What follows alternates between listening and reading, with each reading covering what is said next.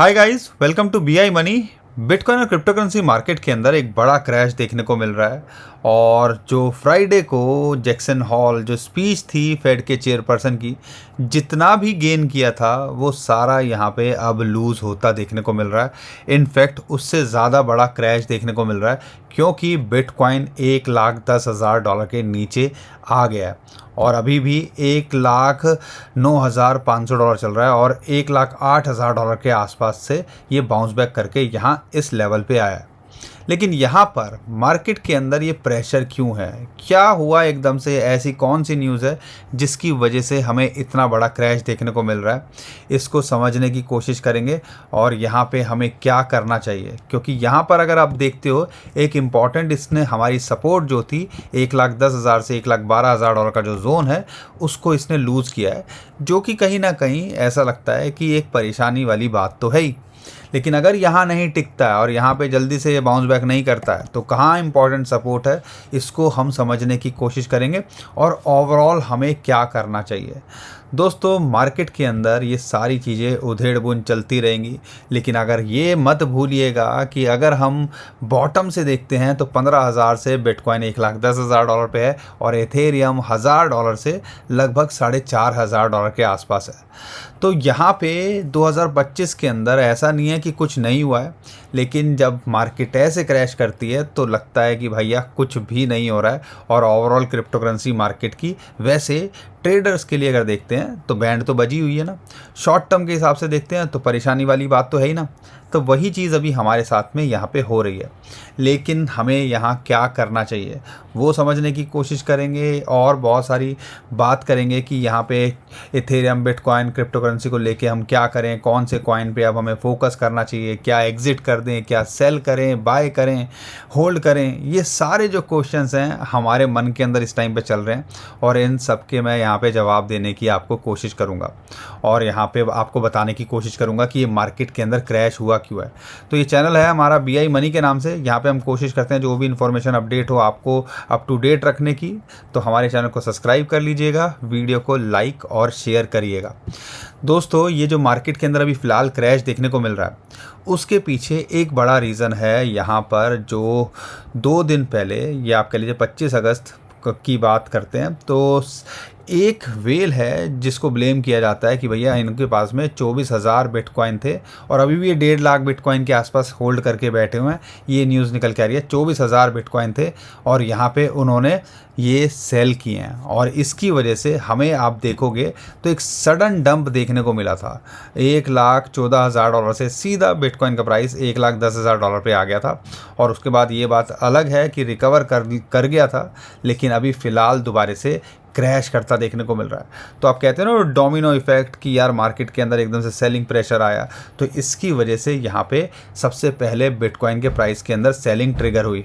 इसके अलावा अगर आप देखते हैं ब्लैक रॉक की बात करते हैं, लगातार उनके अंदर सेलिंग हो रही है। जो इनके ETF हैं, जो डेटा सामने निकल के आ रहा है, कल तो पॉजिटिव है इनफ्लो जो देखा जा रहा है, फिडेलिटी हो, आर्क हो, लेकिन अभी ग्रे स्केल और ब्लैक रॉक का डेटा नहीं निकल के आया है कि उन्होंने कल क्या किया है। क्योंकि पहले देखोगे तो लगातार वो सेलिंग कर रहे थे और जो डेटा भी निकल के आ रहा था 1700 बिटकॉइन उन्होंने कॉइन बेस पे सेलिंग के लिए ही बेचे होंगे।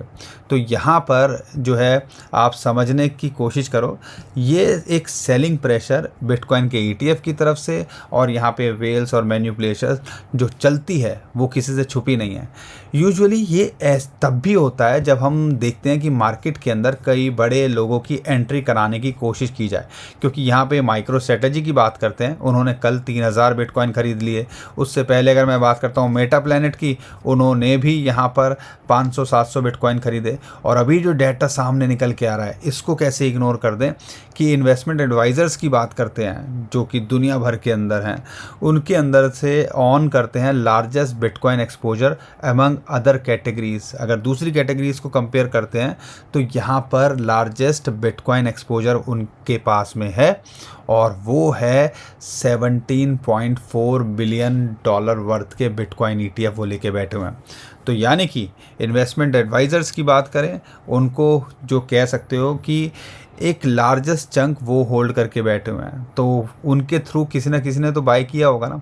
तो हमें ये समझने की कोशिश करनी है कि बाइंग हो रही है, और कई बार मैनिपुलेशन इसलिए हो जाती है कि यहाँ पर जो है आपका बड़े बड़े इंस्टीट्यूशन और वेल्स की अच्छे रेट के आसपास एंट्री कराने की कोशिश की जाए। और आने वाले टाइम के अंदर मैं उम्मीद करता हूँ ये आपको सुनने को भी मिलेगा कि कई और बड़े नाम इसके अंदर जुड़ते देखने को मिले। और उसमें से एक बड़ी जो आप देख लीजिए, जो यूएई है, यूएई की गवर्नमेंट भी होल्ड करती है भैया 6300 बिटकॉइन, ये भी जो है न्यूज़ निकल के आ रही है। तो कंट्रीज़ हों, भूटान का आपको पता था, एल सेल्वाडोर का पता था, यूएसए का पता था, चाइना का पता था, अब यहाँ पर 4th लार्जेस्ट कहते हैं स्टेट है जो बिटकॉइन होल्ड करती है। तो कहीं ना कहीं क्रेज़ तो बढ़ रहा है। सिचुएशन यहाँ पे इस लाल को देखें तो टेंशन हो जाती है, लेकिन अगर ये ऐसी ऐसी न्यूज़ निकल के आती हैं, एडॉप्शन जिस हिसाब से बढ़ रही है और जिस हिसाब से इथेरियम और बिटकॉइन की बाइंग हो रही है, तो लगता है यार कहीं ना कहीं हम जो है चीज़ें लॉन्ग टर्म के हिसाब से अगर देखें तो अलग चीज़ हो जाती है। लेकिन ओवरऑल देखते हैं तो शॉर्ट टर्म के अंदर मार्केट के अंदर एक प्रेशर है, और ये जो मैंने आपको बताया सेलिंग की वजह से देखने को मिल रहा है। तो अब हम करें तो करें क्या, अब इसके अंदर करना क्या चाहिए, क्योंकि एक इम्पॉर्टेंट जो बिटकॉइन ने सपोर्ट थी वो लूज़ की है, जो कि लगभग ये 1,10,000 से 1,12,000 का जो जोन था, जहाँ पे 200 डे 100 डे मूविंग एवरेज की बात करते हैं वो निकल के आ रही थी। प्रीवियस ऑल टाइम हाई था, बार बार यहाँ रेस्पेक्ट करता था और यहाँ से बाउंस बैक भी कर रहा था। 2 बार ऐसा हमने बाउंस बैक देखा, लेकिन अभी यहाँ रिजेक्ट होता देखने को मिल रहा है। अगर ये वीकली कैंडल के अंदर या जल्दी से यहाँ रिकवर कर जाता है, 1,10,000 $1,12,000 के ऊपर आ जाता है, तो फिर कोई टेंशन वाली बात नहीं है। अगर नहीं आता है तो क्या करें, तो यहाँ पे अगर नहीं आता है तो 2 लेवल हैं जिसको हमने देखना है। एक तो है $1,06,500 और एक इम्पॉर्टेंट सपोर्ट, और हमारे हिसाब से ये जो है एक बड़ी सपोर्ट है। और जब भी बुल रन की बात होती है तो इस पे हिट तो ज़रूर किया है, लेकिन इसके नीचे ब्रेकआउट नहीं किया है जब तक इसने नया ऑल टाइम हाई नहीं बनाया है। ये पीछे की हिस्ट्री और पीछे का डाटा अगर आप देख लोगे आपको आइडिया लग जाएगा। तो बुरे हालात के अंदर ये जो $1,00,000 है, 1,00,000 से $1,02,000 एक इम्पॉर्टेंट सपोर्ट है भैया। शॉर्ट टर्म में तो ये लाइंस चलती हैं, ठीक है। अगर यहाँ पे रेजिस्टेंस था तो ये मिल के आया 1,22,000 से $1,25,000, $1,20,000। यहाँ टिकने की कोशिश की 1,10,000 से 1,12,000, वहाँ पे नहीं टिका, तो अब कहाँ टिकेगा। अगर यहाँ से बुरे हालात होते हैं तो ये एक इंपॉर्टेंट सपोर्ट है, जहाँ 200 डे मूविंग एवरेज की बात करते हैं, फिबोनाची की रेशियो 1.618 की बात करते हैं, या 1,00,000 साइकोलॉजिकली भी होता है। तो बुरे हालात के अंदर यहाँ तक भी आ सकता है। अगर यहाँ आ जाए तो फिर एक अपॉर्चुनिटी की तरह ये हो सकता है। तो ये शॉर्ट टर्म में तो लाइन जो है ऐसे ही काम करेंगी और हमें उसके हिसाब से अपने को ढालने की कोशिश करनी चाहिए। लेकिन अब यहाँ पर बिटकॉइन के जो लेवल्स हैं आपको देखना है, क्योंकि टेंशन वाली बात तो है, क्योंकि एक इम्पॉर्टेंट सपोर्ट को ये लूज़ कर रहा है। अगर यहाँ से नीचे जाता है तो ये लेवल है, और यहाँ से बाउंस बैक करता है तो उम्मीद करते हैं दोबारा से ये 1,17,000 $1,18,000 को ट्राई करता देखने को मिल सकता है। तो हर चीज़ के लिए हमें तैयार रहना चाहिए। लेकिन बिटकॉइन की डोमिनेंस देखते हैं तो वो अभी भी 59% के नीचे है। अगर हम ओवरऑल देखते हैं यहाँ पर, मैं आपको दिखाने की कोशिश करता हूँ, और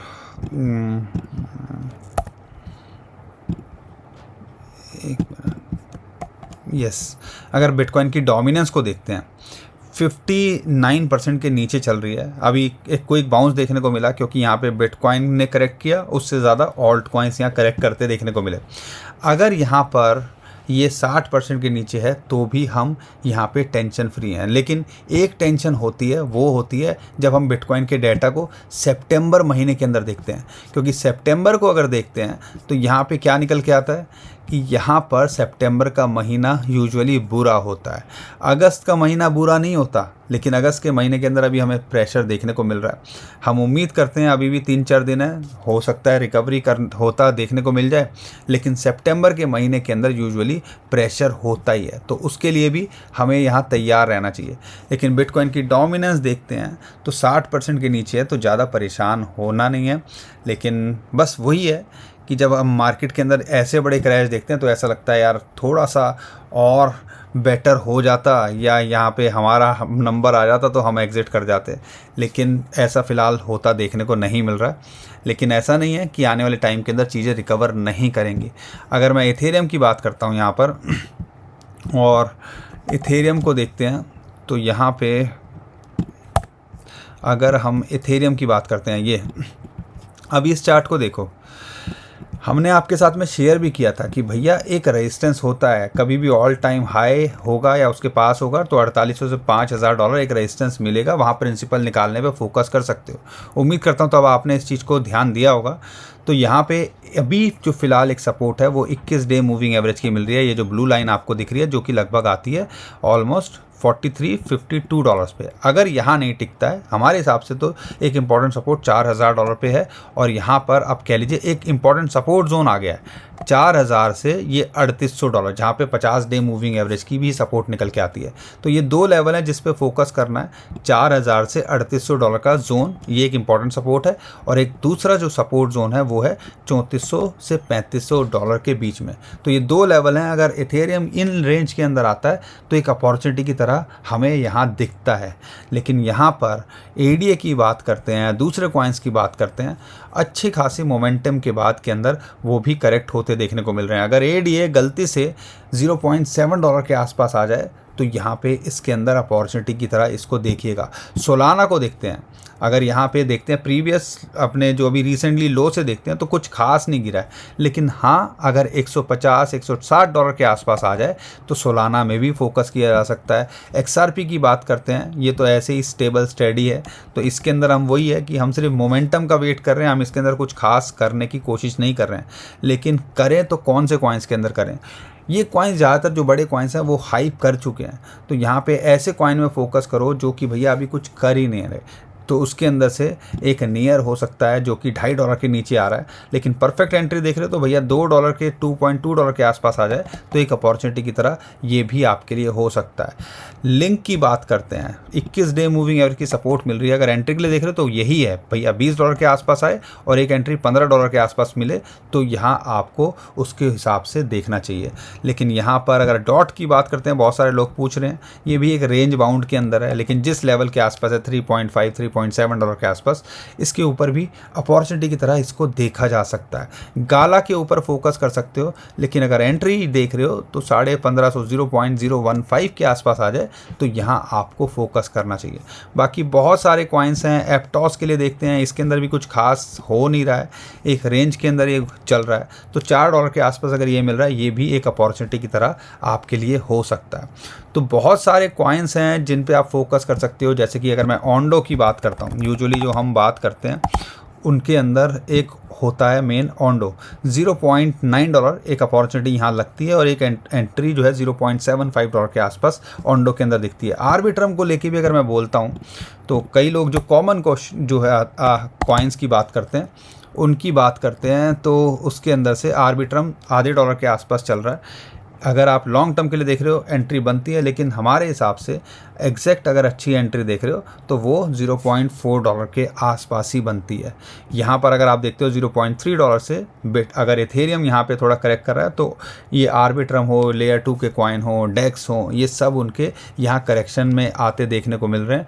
लेकिन हमें पता है कि जैसी मार्केट थोड़ी सुधरेगी, क्योंकि अब जो सेंटीमेंट्स हैं अगर हम अब बात करते हैं तो ओवरऑल अब क्या दिखता है कि यार यहाँ पर फियर एंड ग्रीड इंडेक्स अब जो है नीचे जाता जा रहा है, तो भैया लोगों को लग रहा है पैनिक की सिचुएशन है।